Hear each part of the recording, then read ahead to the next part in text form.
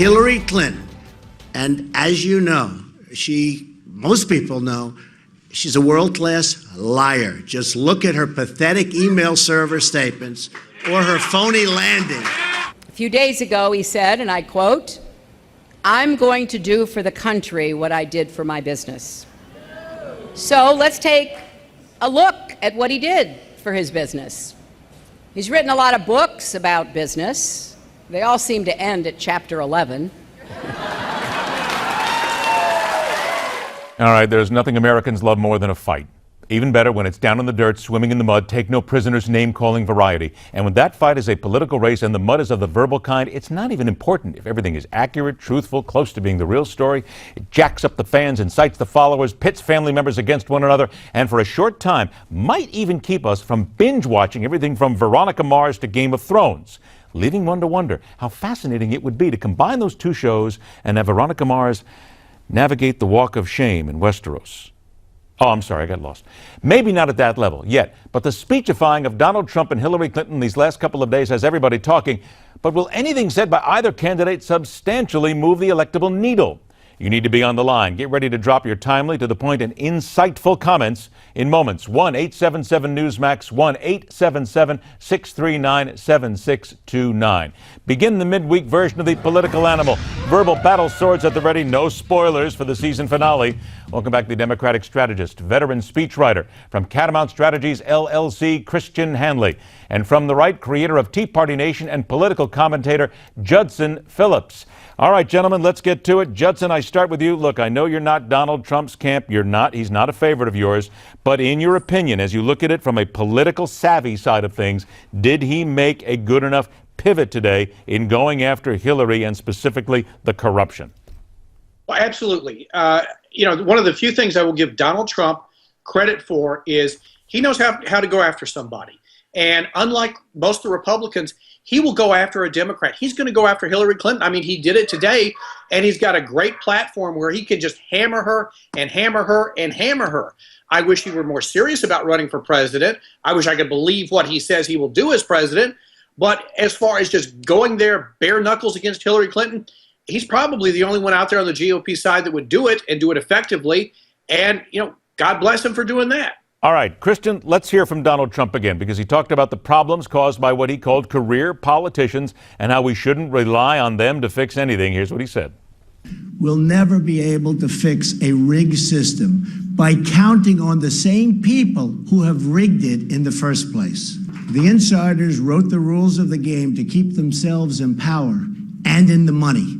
That's why we're asking Bernie Sanders voters to join our movement, so together we can fix the system for all Americans. All right, now there's the key point in there, Christian. Bernie Sanders. He made that entree to get them on board right here. How does Hillary Clinton keep Bernie Sanders voters, who really don't like her in the first place, from abandoning ship and going to Donald Trump? Or is that even a concern in your opinion?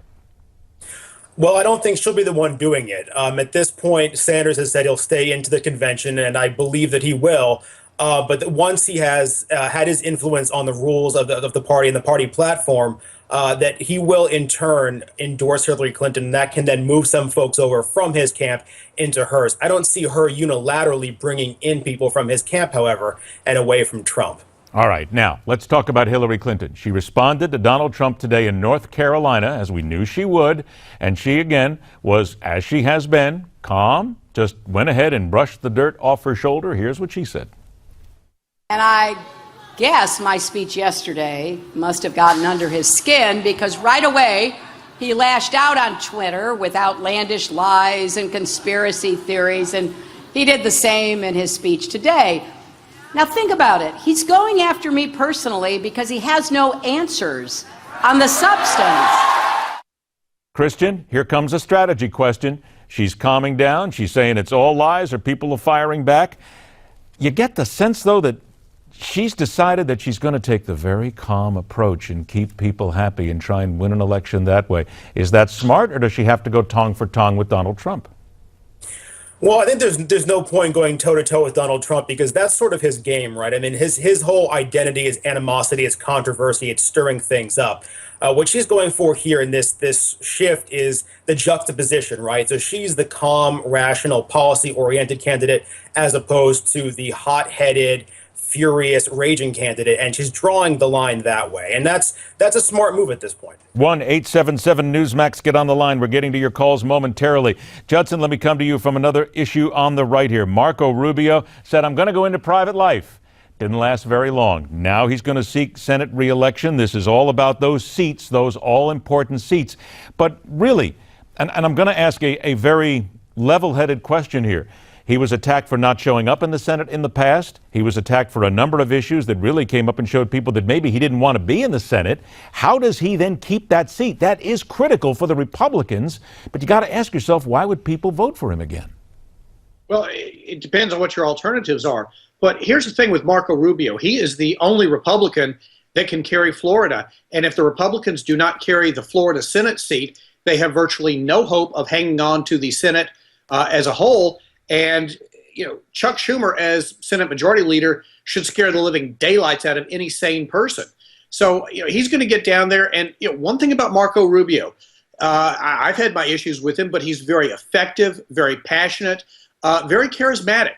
I was down in Miami the last night of his campaign when he knew the handwriting was on the wall. And I happened to be at his event, covering it actually for Cruz. And I heard him speak with great passion.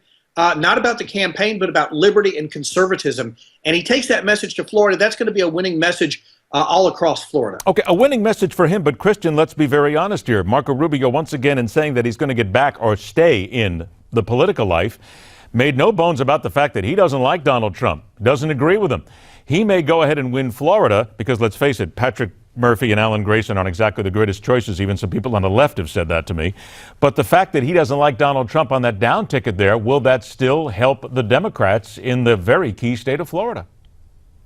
I mean, it may or may not. This is all brand new today. His all of a sudden shifting opinions and saying, after all, I'm actually going to go back to the Senate. He had previously said that he would not run for his Senate seat again. So it may or may not. It's really too early to tell. What I will say, though, is that he's being strategically smart here, right? He's distancing himself from Trump, which allows him from a purely strategic standpoint to bring in voters who would like to not vote for Alan Grayson or Murphy, but who also are uncomfortable with Trump as well. So while I personally would not ever vote for him, it's a smart strategy on his part. 1-877-Newsmax. We're going to get to your calls in about 60 seconds. Very briefly, Judson, come to you 30 seconds here.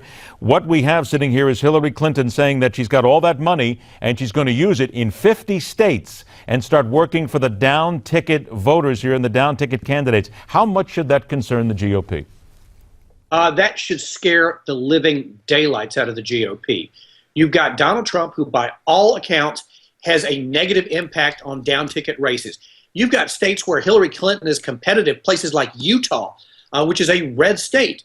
And if Donald Trump poisons the down ticket races, it's going to be a very bad night for the Republicans in November rather. And the nightmare scenario is Hillary Clinton getting elected and Hillary Clinton having a majority in the United States Senate. And if Donald Trump doesn't start raising money, spending money, and acting like a real candidate, guess what? That's exactly what we're going to see. 20 seconds to you then, Christian, on a final thought here with regard to this. Do you think that the GOP should be scared?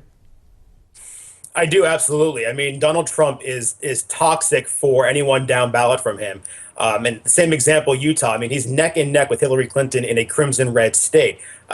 Especially with Hillary Clinton's fundraising skills and her skills as a tactician, this should be very scary for Republicans when Trump, on his side, has no fundraising and no campaign apparatus whatsoever. Gentlemen, always a pleasure. Judson Phillips, Christian Hanley, thanks so much, guys. We'll talk to you again real soon.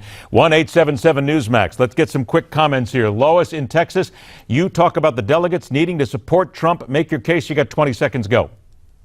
Yes, can I talk about the evangelicals? You can mention it. 20 seconds. I'll give it to you. Sure. Yeah, the people without sin cast the first stone, and I don't think there's going to be any stones cast. And church people are the biggest sinners in the United States. So,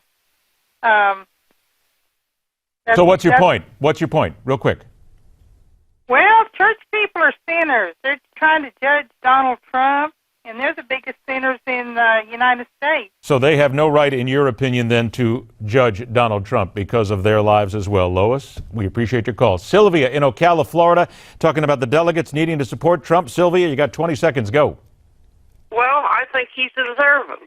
I think he's right forward for our country, and he's going to get our country back to where people respect us.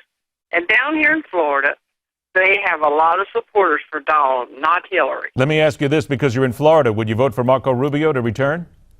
No, because he's a professional politician, and I don't like what he done. Even if it costs the Republicans the seat and costs you a Democrat in office, you're okay with that? You know what? I probably won't even vote on that side because I don't care for him. Okay, thanks a lot for your call. We do appreciate that. Coming up next, the most dangerous city in Iraq. From a man who was there and has to live with the fact we left behind a job not completed, plus a special announcement about what's coming up tomorrow right here on Newsmax.